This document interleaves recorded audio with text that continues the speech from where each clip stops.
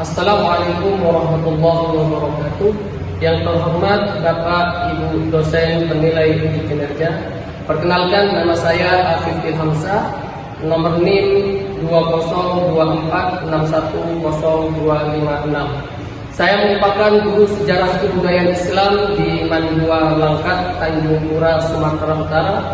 Sekaligus saya juga merupakan peserta PPG dalam jabatan BEK 1 tahun 2025 pada LPTK Institut Agama Islam Negeri Lok Somawi tahun 2025.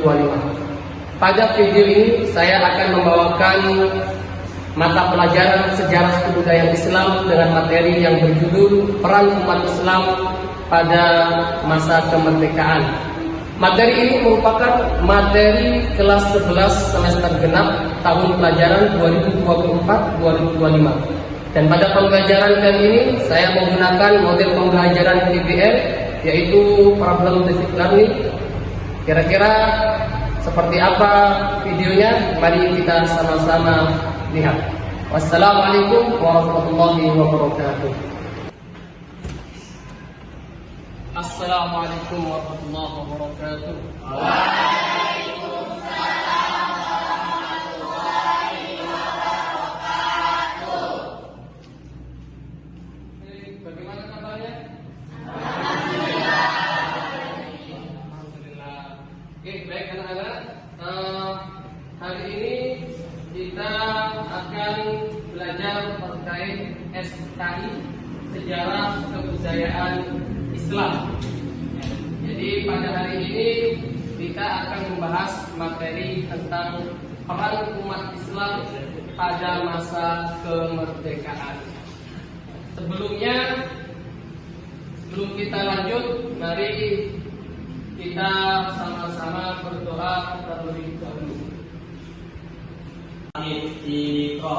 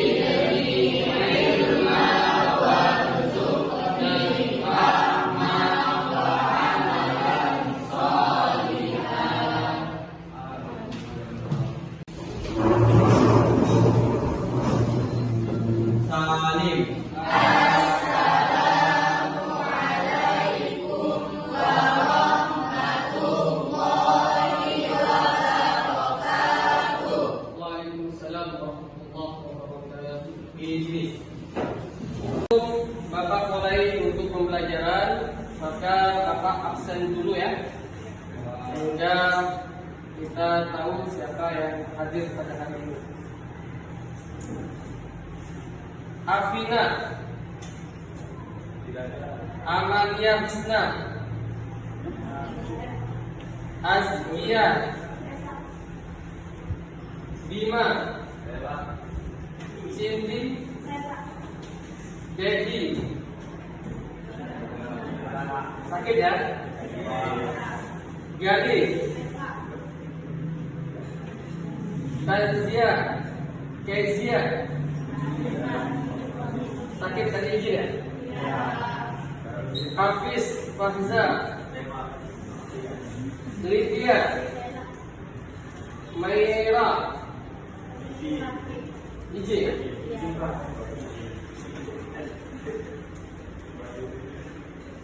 M. Bayu, M. Husni, M. Naufal,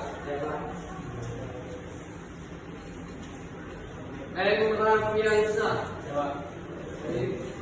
Semuanya, anak-anakku semuanya, untuk sama-sama berdiri kita menyanyikan lagu Indonesia Raya supaya mengenang jasa-jasa pahlawan.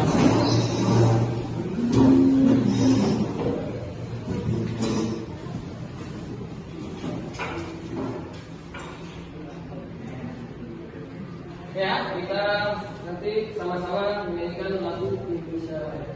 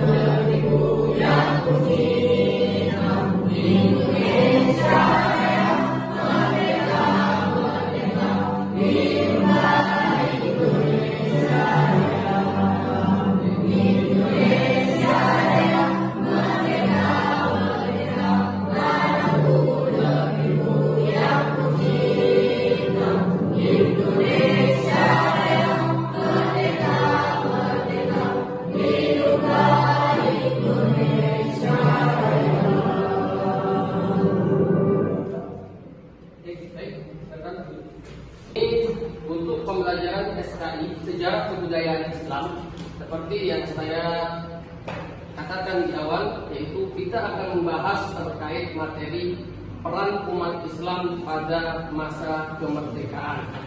Adapun tujuan capaian daripada pembelajaran ini diharapkan peserta didik dapat menganalisis peran umat Islam pada masa kemerdekaan.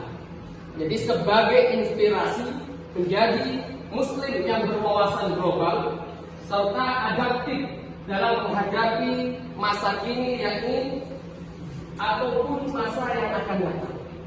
Adapun tujuan dari pembelajaran ini, kita berharap untuk dapat menganalisis peran umat Islam pada masa kemerdekaan sebagai inspirasi untuk kita dalam mengamalkan sikap semangat untuk berjuang pada saat ini.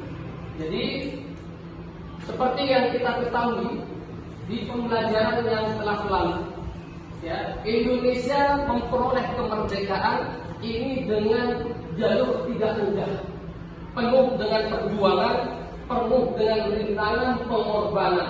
Bahkan bukan hanya pengorbanan harta saja, tapi jiwa raga mereka pun berkorban untuk kemerdekaan Indonesia.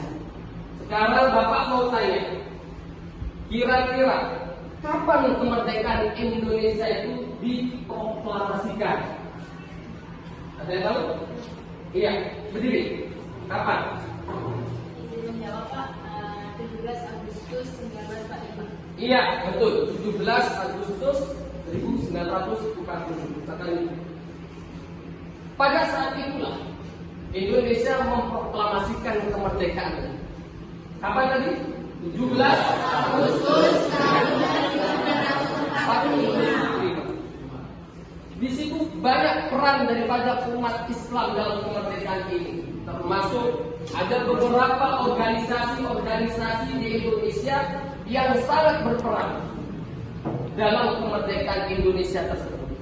Coba sebutkan organisasi-organisasi apa itu? Silakan kakak. Diri. Menjawab Pak, yang pertama ada Sarekat Islam, yang kedua ada Muhammadiyah, yang ketiga ada Nahdlatul Ulama. Iya, betul. Ya, jadi itu daripada organisasi-organisasi yang berperan aktif pada masa kemerdekaan Indonesia. Oke ya, baik. Peran umat Islam pada masa penjajahan dan kemerdekaan perjuangan untuk memperoleh kemerdekaan Indonesia tidak pernah muncul saja. Melalui proses perjuangan panjang yang telah mendahului, Jadi perjuangan ini sejak dari perlawanan kerajaan Islam dari kegiatan kepentingan ganda sehingga diberi anugerah atau penghargaan oleh pemerintah sebagai salah satu pahlawan nasional. Karena Stalin dikenal dengan nama Hajo Kaminoto sebagai salah satu tokoh pelopor pergerakan nasional di Indonesia. Pergerakan pada masa itu untuk memenuhi hasrat kaum Sawani yang ingin kembali merebut kekuasaan di Indonesia. Pergerakan nasional. Oke, baik. Itu tadi telah sama-sama kita dengarkan daripada video terkait tentang materi kita hari ini, yaitu peran umat Islam pada masa kemerdekaan. Jadi di sini Bapak akan juga menjelaskan, ya, setelah kita sama-sama mengetahui peran-peran daripada umat Islam tentang terkait kemerdekaan Indonesia pada saat itu. Sebelumnya minggu lalu kita telah sama-sama mempelajari terkait peran umat Islam terhadap peran umat Islam pada masa penjajahan. Ya, peran umat Islam pada masa penjajahan. Nah, di situ ada beberapa tokoh ya terkait peran umat Islam ini. Coba siapa yang bisa menyebutkan tokoh-tokoh tersebut? Iya, silakan.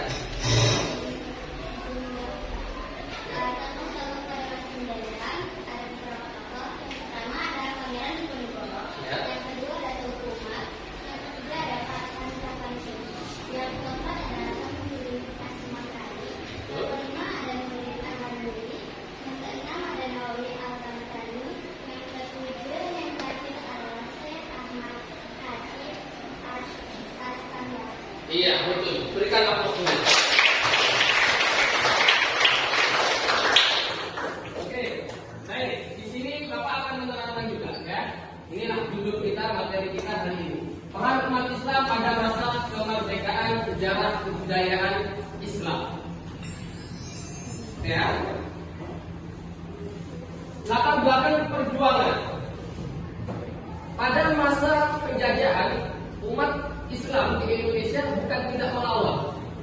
Mereka umat Islam ini melawan, tapi dalam bentuk sifatnya masih bersifat kedaerahan. Jadi di situ ada perlawanan-perlawanan yang diberikan oleh umat Islam pada saat itu. Contohnya di sini seperti perang Agri di Sumatera, ya. Terus kemudian yang kemarin juga kita bahas perang di Ponorogo di Jawa. Ini masih sifatnya kedaerahan, belum tumbuh rasa persatuan atau nasionalis di dalam diri rakyat Indonesia pada saat itu. Terus kemudian ada perang Aceh, perang Banjar di Kalimantan.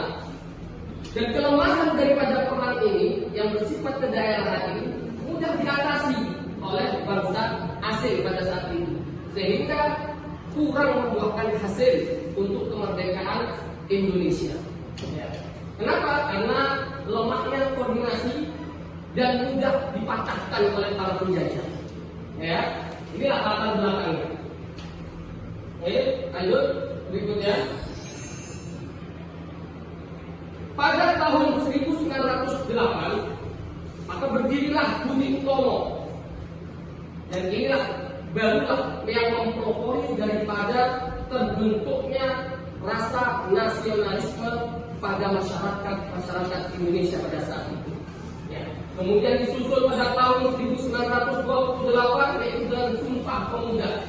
Maka muncul pada saat itu para pemuda-pemudi Indonesia memunculkan semangat persatuan nasional untuk sama-sama bersatu melawan daripada penjajah. Ya. Maka perjuangan ini bersifat organisasi yang lebih baik, ya. Kemudian terkoordinir dengan baik. Ya. Berbasisnya dengan organisasi dan pendidikan. Jadi lewat pendidikan, lewat organisasi-organisasi ditumbuhkanlah rasa nasionalisme.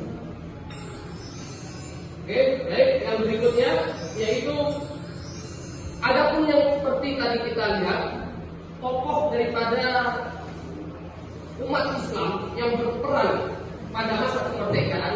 Di sini kita kasih contoh yaitu Tokohnya adalah Bos Djokro Aminoto.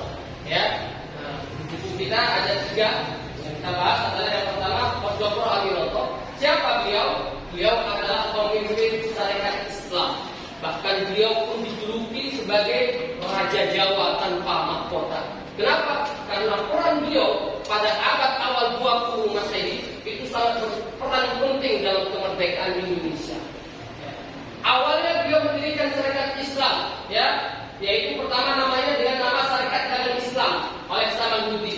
Kemudian dari situlah mendorong umat Islam ataupun umat negara rakyat Indonesia untuk memperjuangkan ekonomi rakyat dan persatuan umat. Kemudian beliau pun juga menolak daripada konfrontasi langsung dengan kekuatan internal. Ya, jadi beliau luar biasa. Bahkan beliau termasuk guru daripada tokoh-tokoh nasional atau bahkan presiden kita yang pertama, yaitu siapa? Soekarno. Beliau adalah gurunya, ya, Bos Djokro Aminoto. Baik yang kedua, yaitu tokoh Islam yang kedua yang berperan pada masa kemerdekaan, Kiai Haji Ahmad Dahlan. Ya. Beliau termasuk salah satu pendiri organisasi terbesar di Indonesia bernama Muhammadiyah. Nama beliau masa kecil disebut dengan Muhammad Darwis. Ya. Nah, beliau termasuk seorang intelektual yang cerdas, ya. Beliau fokus pada pembaruan Islam dan pendidikan modern. Jadi pendidikan dimodernisasikan. Ya. Kemudian beliau juga sangat getol, sangat berjuang keras untuk bertentangan dengan Belanda dengan konsepnya yaitu dengan berdakwah dari masjid ke masjid dengan ceramah pagi subuh. Nah, beliau ceramah dari masjid ke masjid. Penyebarannya melalui publik, yaitu dengan berdakwah tadi dan juga dengan jaringan perdagangan. Ya. Baik, lanjut berikutnya. Yang terakhir, tokoh yang terakhir ini adalah Kiai Haji Hashim Asy'ari. Insyaallah tidak asing bagi kita karena beliau adalah seorang tokoh ulama nasional umat Islam yang sangat berpengaruh di dunia Islam karena beliau adalah pendiri organisasi terbesar di dunia, di Indonesia, ya, bukan di dunia, yaitu NU, Nahdlatul Ulama. Fokus beliau juga sama. Beliau lebih cenderung kepada menulis, yaitu menulis kitab, sehingga beliau pada pesantren dan beliau juga pendiri daripada pesantren Tebu Ireng. Beliau menolak keras, yaitu pada masa Kennedy, yaitu di penjara Jepang. Pernah beliau pun di penjara, ya, sehingga munculnya revolusi jihad pada tahun 1945, ya, yaitu landasannya beliau perang melawan daripada kolonial Belanda pada saat itu, ya. Nah, ini beliau luar biasa sampai sekarang untuk tokoh daripada NU yang sangat berpengaruh. Lanjut berikutnya yaitu bentuk peran umat Islam. Pertama dimulai dari organisasi sosial. Jadi organisasi sosial itu mereka membentuk suatu organisasi yang mana peran mereka pertama dalam pendidikan.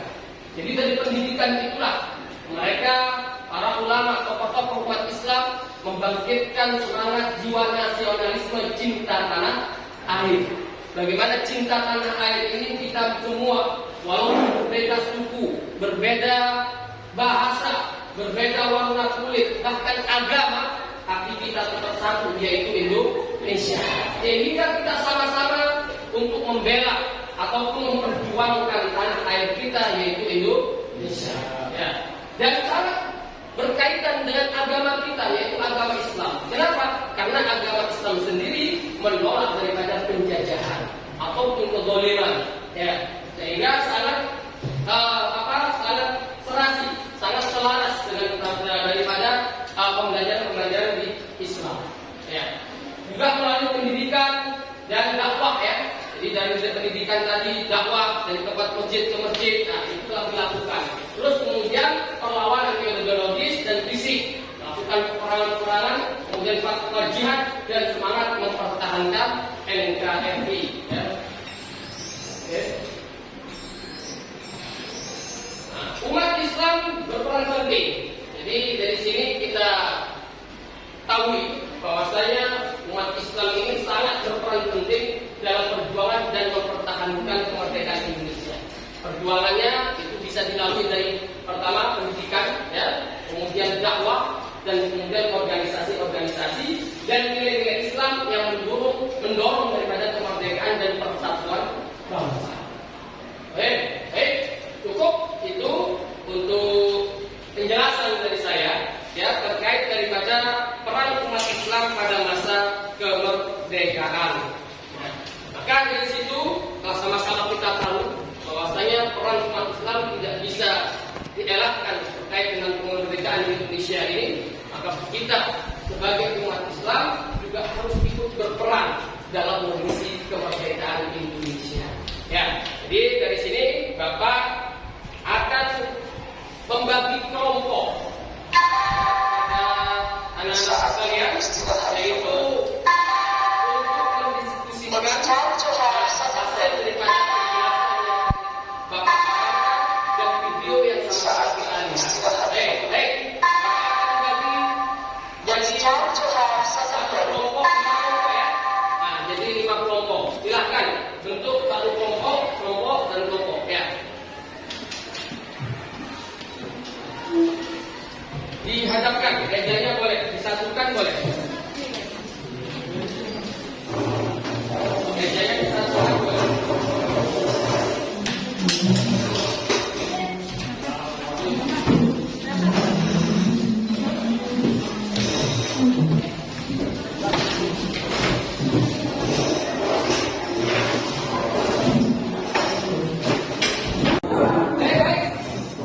Biar kita lebih semangat, ya, dan kita buat kelompok.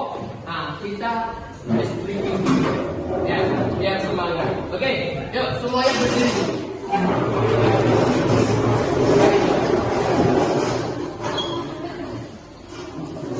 Oke, siap semuanya? Ya, 1, 2, 3.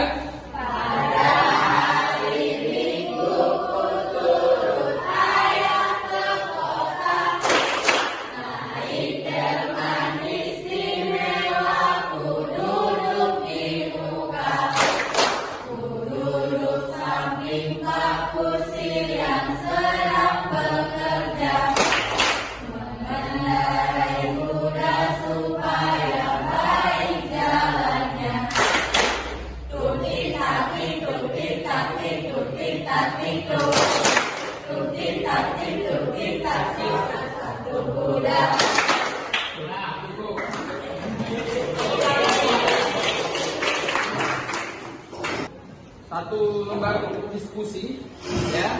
Silakan diskusikan terkait tentang materi kita hari ini, yaitu tentang peran umat Islam pada masa kemerdekaan.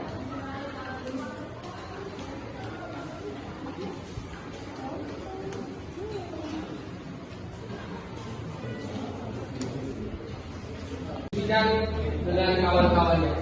Pakai waktu berapa menit? 5 menit, ya.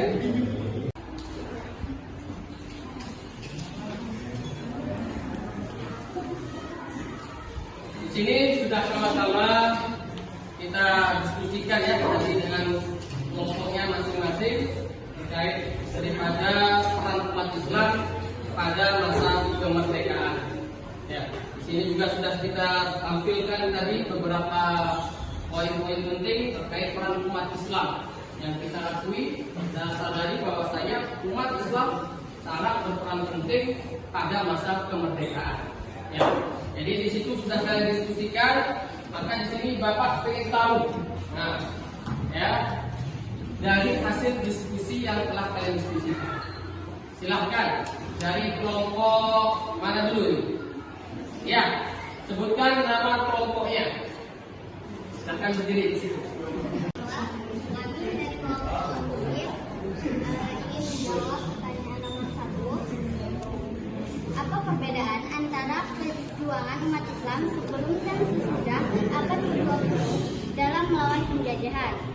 Pada awal abad ke-20, rakyat Indonesia mulai menyuarakan semangat persatuan dengan ditandai berdirinya organisasi Budi Utomo pada tahun 1908 dan Sumpah Pemuda pada tahun 1928, sehingga sifat yang awalnya menjadi kedaerahan menjadi sifat bersifat nasional. Ya, terima kasih. Nah, tepuk tangan dulu.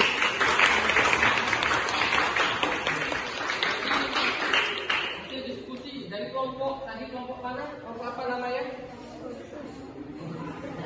Kelompok Tulip.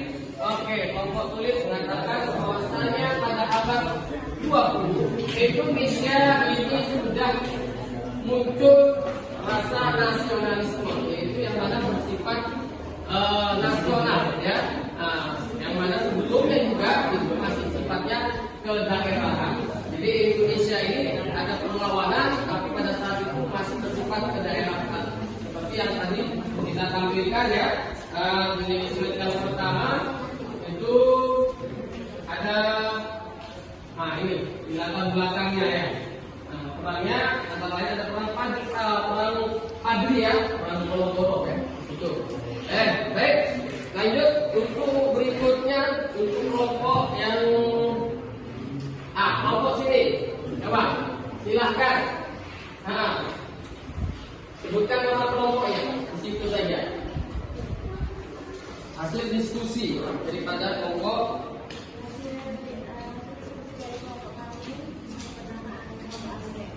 Ya, kelompok Albrecht. Apa perbedaan antara perjuangan Islam sebelum dan juga abad ke-20 dalam melawan penjajahan? Sebelum abad ke-20, perjuangan umat Islam dalam melawan penjajahan masih bersifat kedaerahan. Sedangkan pada setelah abad ke-20, barulah rakyat Indonesia telah memiliki rasa nasional nasib dan sepenanggungan dan kembali ke perjuangan yang bersifat nasional. Iya, oke, tepuk tangan.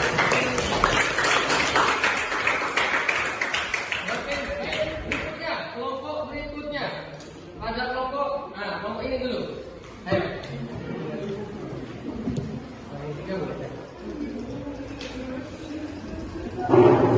Sebutkan kelompoknya, nama kelompok. Kami dari kelompok LWIS, kami menjawab pertanyaan nomor 3. Contoh sikap dan tindakan yang mencerminkan semangat juang kemerdekaan di masa sekarang, yaitu yang pertama menggunakan teknologi untuk kemajuan bangsa, yang kedua menjadi warga negara yang aktif dan bertanggung jawab, yang ketiga menegakkan hukum dan etika dalam kehidupan sehari-hari, yang keempat membela negara melalui profesi masing-masing, dan yang kelima menjalin kolaborasi dan solidaritas global. Oke, iya. Dari kelompok siapa?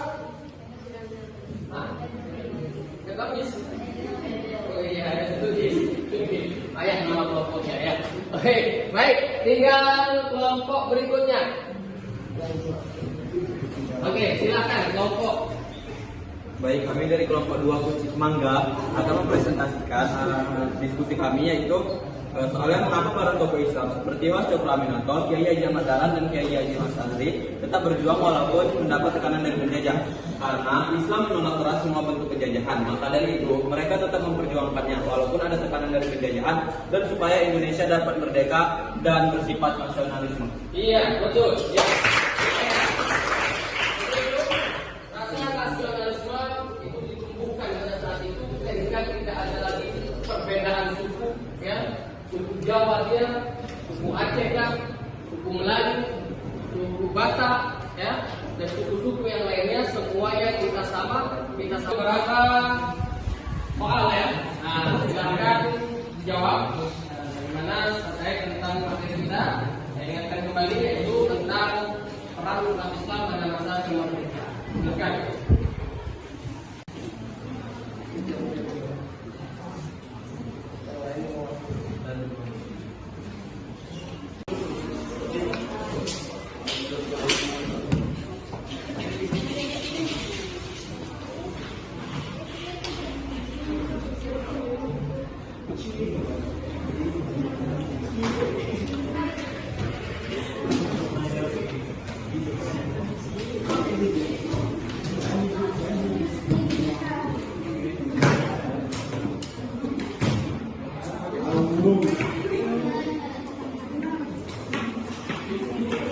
Tinggi.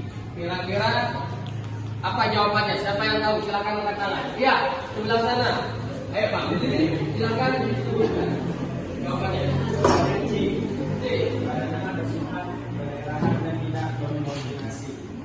Jawabannya C. Iya, betul. Tepuk tangan. Baik. Lanjut untuk soal yang kedua. Betul ya? Jawabannya C. Yang kedua, apa dampak utama dari berdirinya organisasi Budi Utomo dan peristiwa Sumpah Pemuda terhadap perjuangan bangsa Indonesia? Nah, ada A, B, C, D. Iya, sebelah sini dulu. Ayo, berdiri, silakan. Apa dampak utama dari berdirinya organisasi Budi Utomo dan peristiwa Sumpah Pemuda terhadap perjuangan bangsa Indonesia? Jawabannya C. Mengawali perjuangan secara nasional dan terorganisir. Oke, coba kita lihat jawabannya ya. Iya.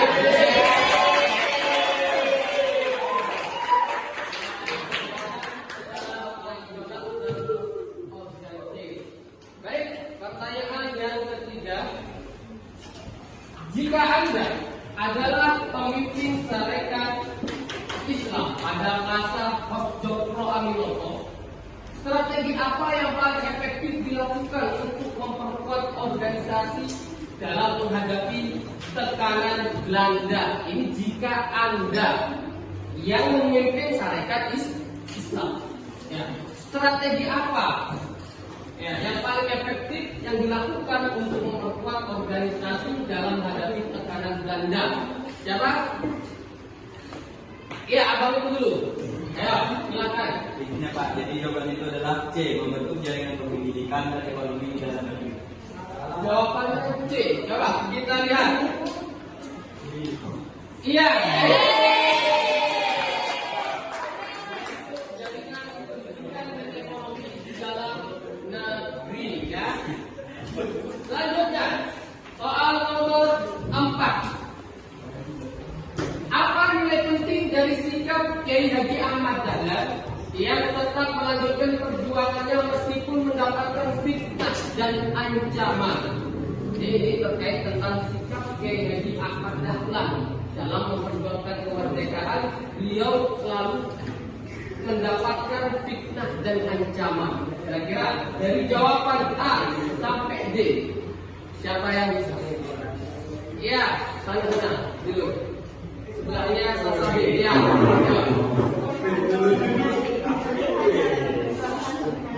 Siapa jawabannya? Jawabannya B. Oke, kita lihat sama-sama. Iya, B. Baik, lanjut berikutnya. Soal yang kelima. Bagaimanakah Kiai Hasyim Asy'ari menunjukkan bentuk nyata perlawanan terhadap penjajahan Jepang pada saat itu? Kiai Hasyim Asy'ari yaitu melakukan perlawanannya nyata. Jadi nyata ini secara fisik ya. Oke, dari A sampai D. A menunjukkan organisasi hukum Islam, B mengajukan petisi ke PBB, C menolak kebijakan Sayyid dan tetap mengajarkan Islam, D memimpin pemberontakan bersenjata secara langsung. Kira-kira dari jawaban-jawaban tersebut manakah yang paling betul? Ya, apa itu?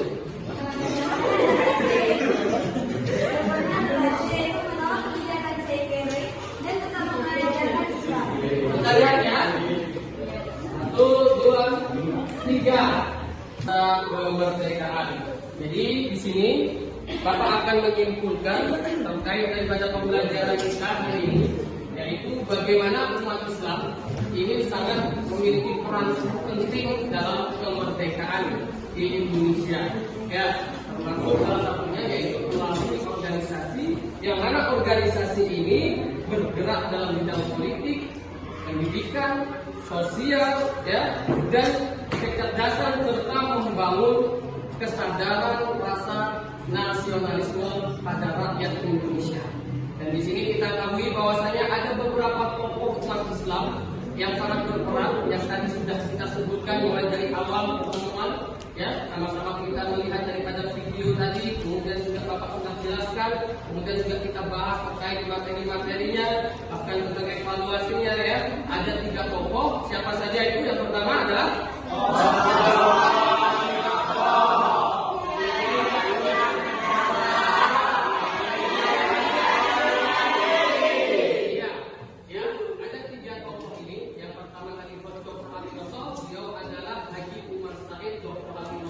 pendiri daripada organisasi syarikat Islam pada saat itu.